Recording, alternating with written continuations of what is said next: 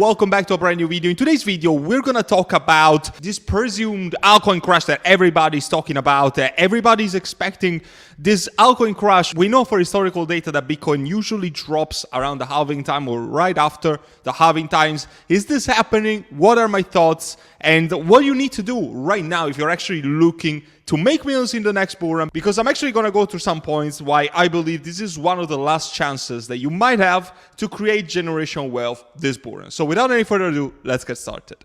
First point that I want to touch is the Bitcoin movement. Now, everybody is just wondering, is just kept guessing in this very moment of the market where Bitcoin is going to go. Nobody has a crystal ball. Nobody can 100% be certain of what Bitcoin is doing. What I can see right here is this asymmetrical pattern that we're seeing in the last week or so. We see that Bitcoin is just ranging, it's just chilling, it's just going back up and back down. Nothing's really happening. If we just keep going towards this trajectory, we might just be on the way up from here. We might see something like this, or we might see a reverse pattern. We could actually break out on the opposite direction of the triangle and then get down to this expected Bitcoin dip that a lot of people are presuming. I want to take all of this with a pinch of salt, and also TA is not right 100% of the time. Definitely a tool that should be in your toolbox to understand the major patterns that we see on the market. But you also need to be aware that at the same time, yes, everybody's expecting this drop right after the halving, 20 to 30% from the highs of Bitcoin. So in this case, from the 70K, we could go down to 50K or so. But at the same time, nobody was expecting an all-time high of Bitcoin to be achieved before the halving. We've never seen this across any other cycle. Why did this happen? Because of all the ETF money coming into the system. BlackRock owning 1% of the Bitcoin supply right now, and all of these other institutions and big financial giants that control the market and are gonna manipulate the market. They're gonna manipulate retail. They're gonna have these retail investors panic sell so they can go buy back lower. This is how the story works. It's a shark game, and you guys need to understand this ASAP, unless you want to stay broke during this bull cycle, which I hope that you sincerely are not. If you're watching this channel, you're definitely on the right path. We might have seen the dips already. You guys know that we've seen a 10% dip, we've seen a 15% dip, we've seen Bitcoin go from 70K back to 60K. That might have been the dip. That might be the biggest dip that we're gonna experience this bull cycle. Am I certain of this? Of course I am not. But what if this time around, instead of having that big dip that everybody's expecting, we just range, okay? We just keep ranging. We keep getting these 10% dips that get eaten away. We go back up. We have another dip. Listen, it might just be like that. And the dip that you were expecting never happened. So because of this, I'm actually going to encourage you to do one simple thing. By the time that you're watching this video, 70 to 80% of your portfolio should be completely ready for the bull run, which doesn't mean that you should be all in, doesn't mean that you should be almost all in, but almost that. You should have your safety net, for the most part at least, in place that is going to cover your losses, cover your assets in case some of the high risk altcoins you're investing in are going to go bust. And then you're going to still keep DCAing both of your safety net and your high risk plays. Every time that we have a dip like this, let's say that today the price of Bitcoin goes around 62K or whatever that is, you keep DCAing. Then it goes back up, you do nothing. It goes back down, you DCA again.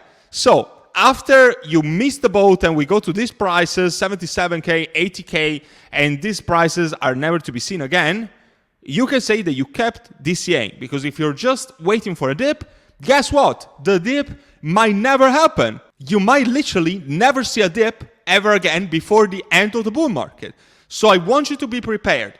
DCA the dips. Don't go in now. Don't go in now. Because if we actually have a reverse play and then we go back down, okay? If we go back down here, my God, my drawing skills are so good. Guess what? You miss this chance. If you DCA, if you go all in now, you miss the chance that you could have gotten going towards the 50 to 50K range. Let's say to going back to this range, to this support level right there.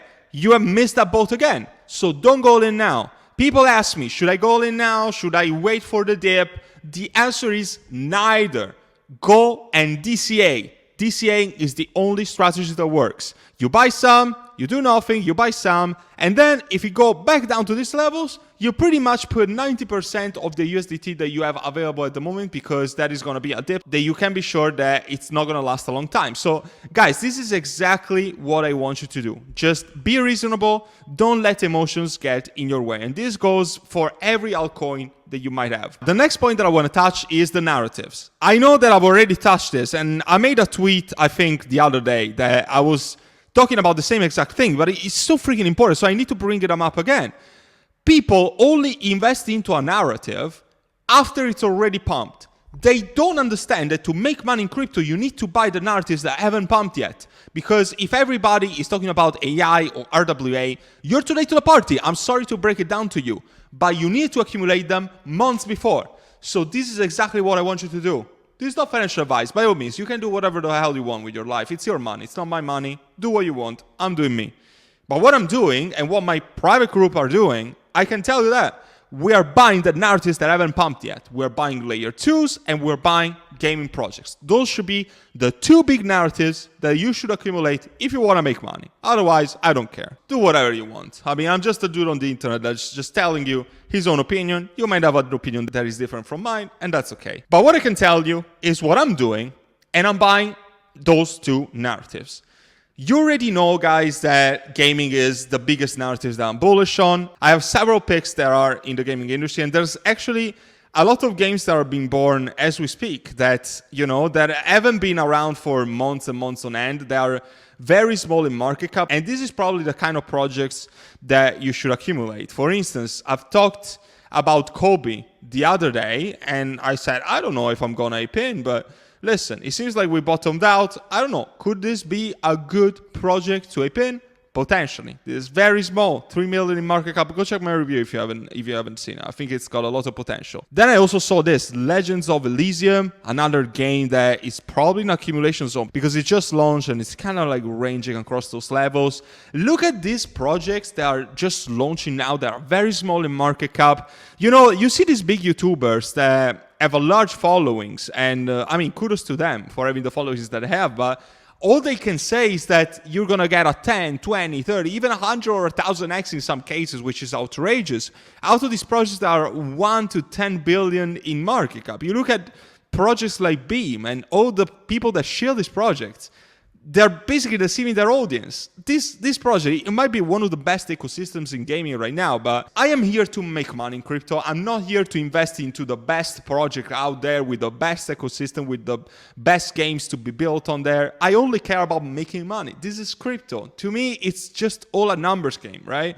And if I see something that is 1.6 billion in terms of market cap, chances are that I'm not going to buy it because it just doesn't make much sense. A lot of people just listen to these big YouTubers and they buy this. That's okay. That's what you want to do. You're probably going to stay a broke here across the bull cycle. And that's the reality of things. Now, if you don't want to face the truth, I don't know what to tell you. Once again, you do you. I have my own strategies, and this is how me and my group are making money in this very moment as we speak, while we are accumulating all these picks. And I know that in a few months, next year, we're going to be set financially free. And I'm not exaggerating. Castle Blackwater will be definitely a good pick. You guys already know how bullish I am on Lit, and I'm not going to talk about Lit again because I always talk about Lit. I have plenty of other videos. I don't want to say anything. This is just a giant bull flag to me, and I don't even feel sorry for the people that are going to miss the boat.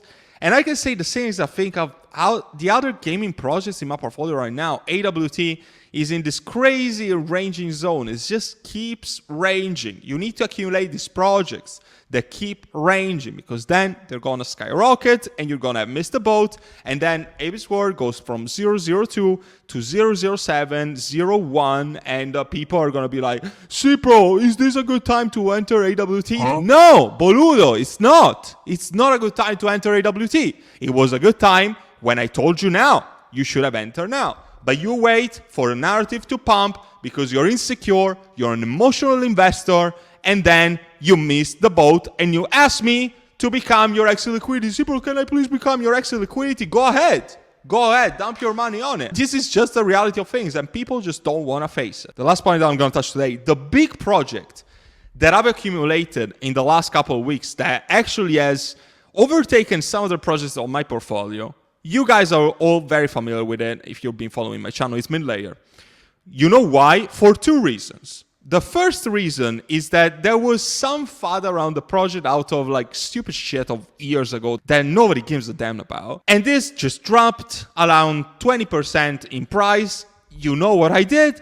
I am the FUD crusher. Call me the FUD crusher because when the price dumped, me and my community, we were heavily accumulating at this level. We bought heavily. At the 0.35, 0.37, we bought a lot. Guess what? We're already 20, 30% out of that.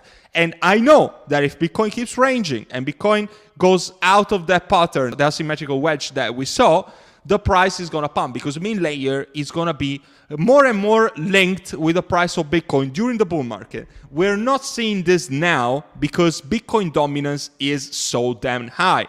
But when Bitcoin dominance goes down a little and the price of Bitcoin still goes up, the price of mint layer is going to skyrocket. And mint layer is not just a layer 2 for Bitcoin, okay? It's got its own mainnet, its own side chain. That's how it scales Bitcoin in the first place. But actually, let me grab the social media page. There is so many other narratives that this project is getting on. They are getting into NFTs, into gaming. They're getting into other projects in DeFi. I think that this actually summarizes it. They have Bitcoin Atomic Swap. They will enable DeFi on Bitcoin, allowing Bitcoin holders to swap Bitcoin without any dApp on the mint layer protocol. That is huge. You're gonna also be able to swap Bitcoin with mint layer and vice versa with near zero gas fees environments. ZK Thunder Network L3, there's probably one of the fastest networks out there.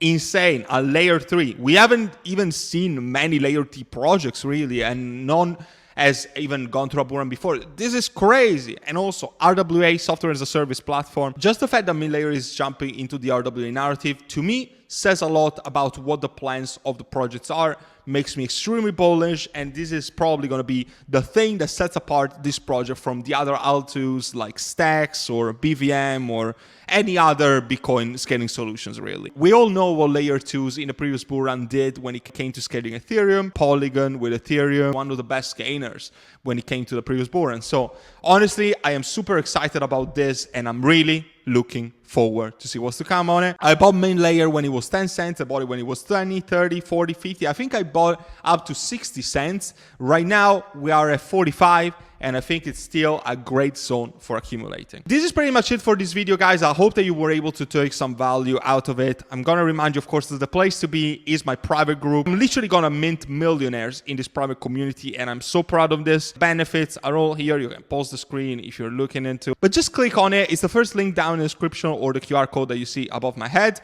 And you can pay both in fiat, crypto payments, and you can also get lifetime access, which right now is the best value for money. Both fiat and crypto payments are accepted. So I hope to see you there and help you out with your crypto investing journey. And until then, take care for now.